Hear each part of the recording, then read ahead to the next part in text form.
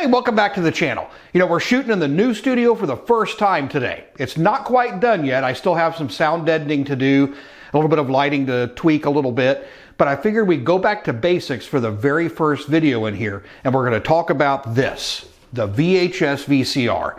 Now, I've noticed a lot of comments on my VHS videos lately of people that are just discovering it for the first time. So I figured we'd do a short video to show you how to maintain and clean your VHS VCR so that you can watch your tapes for years to come. So stay tuned.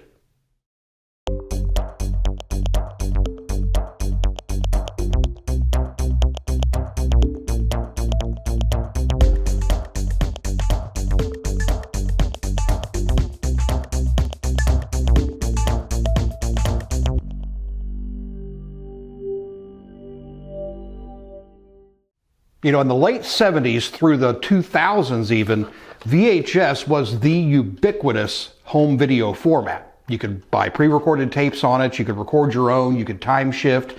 This is what made video recording a household thing. And yes, I know, Beta was around a little bit before it. Some people say it was better. We're not going to get into that debate today. Today we're just talking about VHS and maintaining your old VHS unit. Now the one that I have here, this Panasonic, this blue stripe, I think this is probably one of the only types of VHS VCR that is even still working nowadays. These seem to really be built well, even though they were built to a cost, and they're really, really simple. So let's get this thing taken apart, take a look inside, see how it works, and how we need to clean it and maintain it to keep it playing your tapes for years to come. These were definitely the VHS VCR up through the early 2000s. This particular one was made in 2002, I believe. So all the way into the 21st century, people were still buying new VHS VCRs and using them in their homes. Now, they'd gotten them down to a science by then. I mean, they had become very cost reduced and efficiently built, and this is definitely an example of that. But they seem to be pretty robust. They don't seem to break down a whole lot. Now, to get into it, I think we've just got these two screws on each corner here. We should be able to get into this thing and see what it looks like. All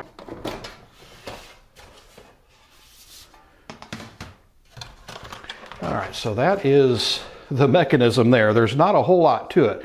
I mean, it is a pretty complex mechanism when you think about it, with everything this has to do. But by this time, they had really nailed this. They got it down to a science. There's not near as many moving parts in here as some of the older ones. So they're a lot easier to service and to maintain and to make sure that they're, working up to our standards so they don't need our tapes and stuff. So the first thing we're going to do, looking inside, is make sure that it's not dirty or dusty. Now, these things sit for a long time. Some people throw them in their attic or in their garage, and they just turn nasty on the inside. And you don't want dust in here when you're trying to play your tapes. This rotating head here, if you get dust in that, that's a really bad deal. So looking at this one, it's actually pretty clean. I mean, I don't think I even need to blow out any dust. There is nothing in here. It's actually in really good shape. But let's take a look at some of the moving parts, some of the electronics in here, and really drill down what we need to clean and how we need to do it. So when it comes to making a VHS VCR work, we really only need a few things. Now, I'm going to oversimplify this here, but you need a mechanism of some sort, something to bring the tape up into contact with the heads, something to drive the tape, and something to read the tape and record the tape. That's really all you need. So in that respect, we do have the mechanism here which pulls the tape in a M configuration across the head. But as far as the heads go, we have an erase head here. We have our spinning drum, which contains the video heads here, and also the hi-fi audio heads if it were a hi-fi unit, which this one is. We have a combination linear audio and control track head. We have the capstan and the pinch roller, the hubs, and that's about it. So the things that we need to keep an eye on, that we need to clean, are going to be those heads, anything that the tape touches on its path through here, because generally that's what's going to be the culprit when it comes to eating your tapes is, something sticky or catching on one of the mechanisms here wrapping around the capstan, or the pinch roller being gummy or something like that. So let's concentrate on that. We'll start with the main head drum. Now, I know the question is probably being asked out there already. Well, can't I just use a VHS head cleaning tape? Well, yeah, you could. And, you know, there's really nothing wrong with that on its own. If you already have a well-maintained unit and you run that every now and then for a very short period of time, you'd probably be okay.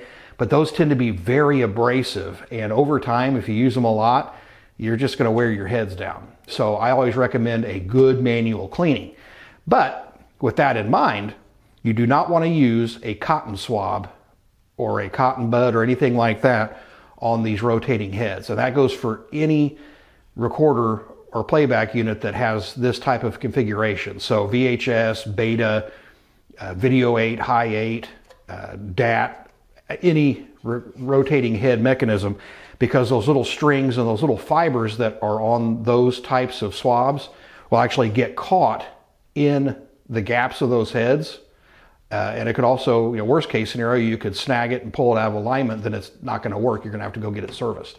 So always use a swab that is not going to shed all over your heads. So that's my number one tip, is the type of swab that you use. Now, when it comes to the actual cleaning, the heads actually poke through these little slots right here. You can probably just see those. Now, the heads kind of go a long ways in there. They've got a gap. You want to be very, very careful when cleaning these. And what I found is I like to bring it straight across those heads. I don't want to apply too much pressure because I don't want to mess up the alignment on them. But even then, there's a little bit of tape residue that's come off of that head. And we want to repeat that for all the heads. Most of them will have 2 openings, some might have 4, but you just want to repeat that for all of them. Now, once you've done the heads themselves, the tape does come into contact with this entire drum, so it's a good idea to go ahead and clean that up as well. Make sure that you have a nice clean surface there, and even down here where the tape runs across it at an angle. Just get in there, get that nice and clean, make sure that that whole mechanism is spotless. Now, the next thing that we're going to do is we're going to take a look at this erase head. Now, you're only going to be using that when you're erasing a tape, like when you're recording, but it's in contact with the tape all the time. So it's another one. Make sure you use a nice quality swab with isopropyl alcohol like we're using on all of this to keep it nice and clean. Same thing goes for your regular linear audio head and your control track head. The control track head actually records little pulses onto the tape so that the machine can tell how fast the tape is moving across the mechanism, so it can adjust that, keep the tracking and everything correct. Kind of an ingenious system, you know. All right, then we've got our capstan and our pinch roller here. Switch to a clean swab and some clean isopropyl alcohol here.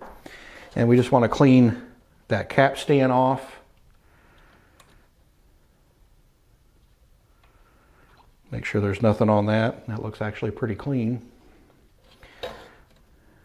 Clean off your pinch roller. Over time, you can get a lot of gunk build up on your mechanism in these. A little dirty there. All right, and we want to do the same thing with these towers and spindles here.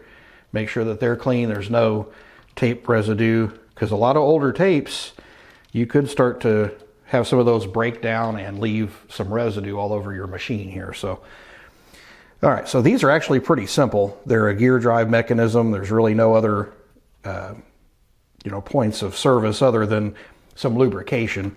So, making sure that this mechanism here is lubricated, as well as maybe the bottom of your spindles and some of the gears down in here. But, just a good electronics type of a grease down in there would be fine. So these are a very, very simple system. It doesn't take a whole lot. I mean, we've only spent, a couple of minutes taking this thing apart and cleaning it up. And this has pretty much been a real-time video.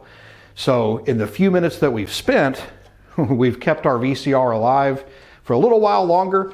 We've given it, no excuse to eat any tapes that we have. So I think for now, that'll do it. Let's get this put back together. Okay, so not the most exciting video today, I'll give you that.